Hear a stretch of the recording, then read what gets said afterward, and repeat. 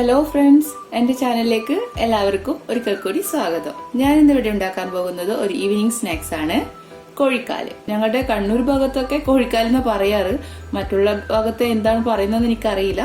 ഞങ്ങളുടെ അവിടെ കേട്ടിരിക്കുന്നത് കോഴിക്കാൽ എന്നാണ്. ഇത് പക്ഷെ കോഴിയില്ലാതെ കോഴിക്കാൽ എന്നേ ഉള്ളൂ.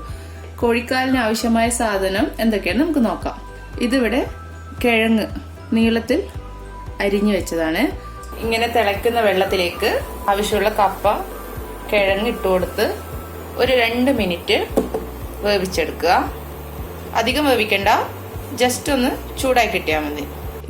അതുപോലെ വേവിച്ച് നീളത്തിൽ അരിഞ്ഞ കിഴങ്ങ്, കടലമാവ് ഒരു 4 ടേബിൾ സ്പൂൺ, അരിപ്പൊടി 2 ടേബിൾ സ്പൂൺ, ഇഞ്ചി, വെളുത്തുള്ളി, പച്ചമുളക്, കുറച്ച് കറിവേപ്പിലയും കൂടി ഒന്ന് ചതച്ചെടുത്തതാണ്. പിന്നെ കുറച്ച് കറിവേപ്പില കൂടെ, ഉപ്പ്, കായപ്പൊടി, മഞ്ഞൾപ്പൊടി, മുളക് പൊടി, ഗരം മസാല. ഇത്രയും സാധനങ്ങളാണ് നമുക്ക് ഈ കോഴിക്കാൽ ഉണ്ടാക്കിയെടുക്കാൻ വേണ്ടത്. ആദ്യം കടലമാവിന് 4 ടേബിൾ സ്പൂൺ കടലമാവുണ്ട്, അതൊന്ന് പാത്രത്തിലാക്കി കലക്കി കൊടുക്കുക.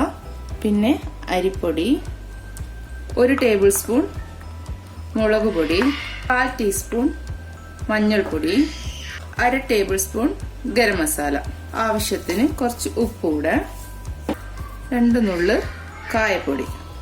ഇത് ഇഞ്ചി വെളുത്തുള്ളി പേസ്റ്റ്. ഇതെല്ലാം കൂടെ മിക്സ് ചെയ്തെടുക്കുക. ഇനി കുറച്ച് വെള്ളം ഒഴിച്ച് നല്ലവണ്ണം മിക്സ് ചെയ്തെടുക്കണം. അധികം വെള്ളമായി പോകരുത്. കിഴങ്ങ് ഒട്ടിപ്പിടിച്ച് നമുക്ക് ഫ്രൈ ചെയ്തെടുക്കേണ്ട വിധത്തിലായി അധികം വെള്ളം പോലെ കുഴച്ചെടുക്കരുത്. നമ്മുടെ കൂട്ട് റെഡി ആയിട്ടുണ്ട്.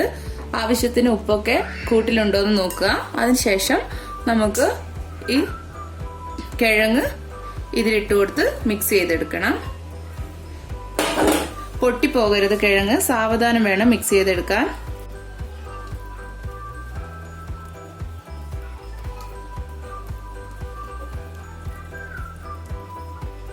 വേഗം പൊട്ടിപ്പോകും, നമുക്ക് ഒരു ഇത് കിട്ടത്തില്ല. അതുകൊണ്ട് സാവധാനം വേണം മസാല എല്ലാ കിഴങ്ങിന്റെ മുകളിലും ആക്കി കൊടുക്കാൻ. കുറച്ച് വലിയ പാത്രമാണെങ്കിൽ നമുക്ക് ഈസി ആയിട്ട് മിക്സ് ചെയ്തെടുക്കാം. ഇത് എന്തിനാണ് ഇതിന് കോഴിക്കാലെന്ന് പേരിട്ടതെന്ന് എനിക്കറിയില്ല ശരിക്കും. ഞാനും ആദ്യമായിട്ടാണ് ഷോപ്പിൽ പോയി കേട്ടത് തന്നെ. ഇതിങ്ങനെ കോഴിക്കാല് പോലെ നിൽക്കുന്നോണ്ടായിരിക്കാം, പക്ഷെ എനിക്കതൊരു കോഴിക്കാല് പോലെ തോന്നിയിട്ടേ ഇല്ല ഇതുവരെ.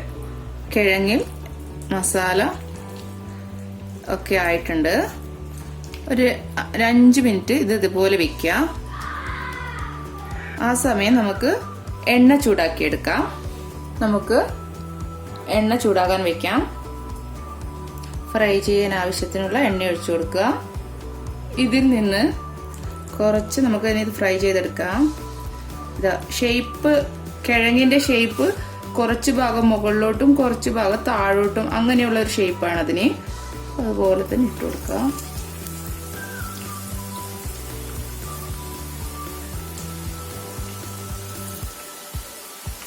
അത് അവിടുന്ന് ഫ്രൈ ആകുന്ന സമയം എന്റെ ചാനൽ ഇതുവരെ സബ്സ്ക്രൈബ് ചെയ്യാത്തവരാണെങ്കിൽ ഒന്ന് സബ്സ്ക്രൈബ് ചെയ്യുക.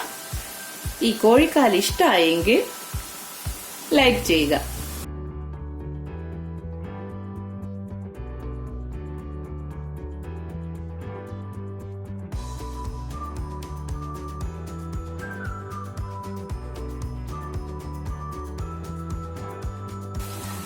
കോഴിക്കാല് റെഡി ആയിട്ടുണ്ട്.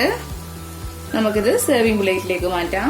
ഇതുപോലെ തന്നെ നമുക്ക് ബാക്കിയുള്ളത് കൂടെ ഫ്രൈ ചെയ്തെടുക്കാം. അസല് കോഴിക്കാല്, കണ്ണൂർ സ്റ്റൈൽ കോഴിക്കാല്.